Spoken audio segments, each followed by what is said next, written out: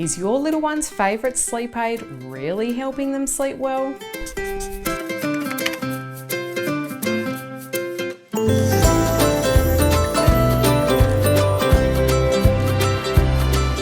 I'm Steph, a registered nurse, currently non-practicing, mum of 3, founder of Sleep by Steph, and Australia's leading baby and child sleep expert.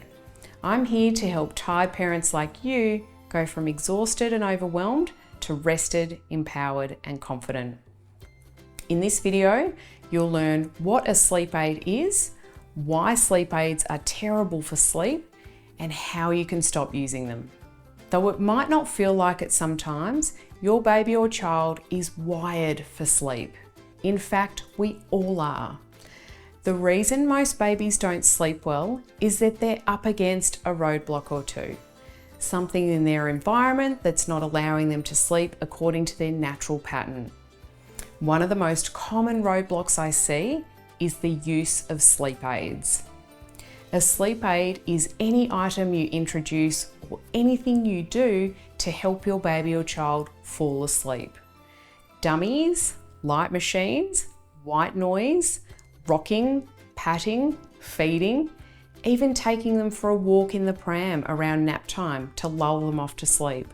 These are all sleep aids and many families use them. If you've tried a sleep aid for your little one, you might have had some short-term success. This is really common. But longer term, what happens is your baby or child becomes dependent on it every time they need to go to sleep. This is because these processes and items actually interfere with your little one's natural ability to fall off to sleep and put themselves back to sleep when they rouse between sleep cycles. Let me give you an example. Imagine your baby falls asleep sucking a dummy. When they're asleep, they'll often lose it. So when they wake, it won't be where they need it to be to go back to sleep. This makes for a lot of disrupted sleep for both baby and parents. And before you know it, everyone's exhausted. And the dummy that seemed to work so well in the beginning is now making a good night's sleep feel impossible. It doesn't matter what sleep aid you use, the same thing happens.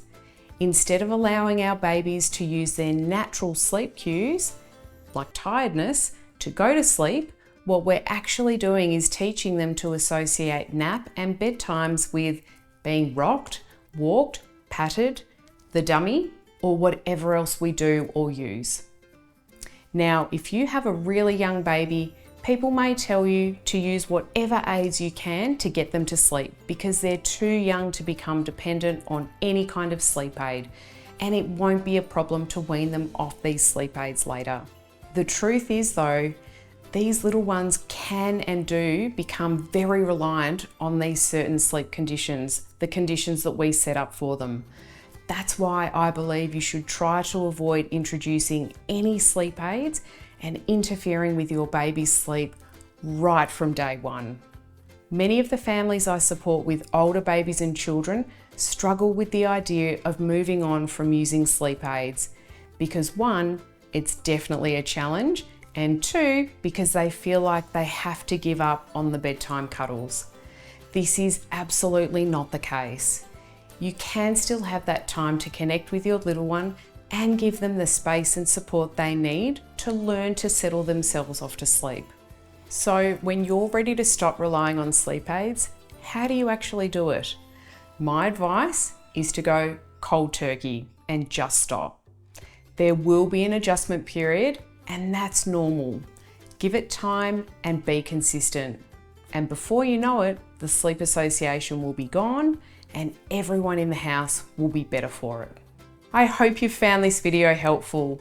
Like and share, it really helps the channel reach more families and spread our message that baby and child sleep can be safe, simple and straightforward.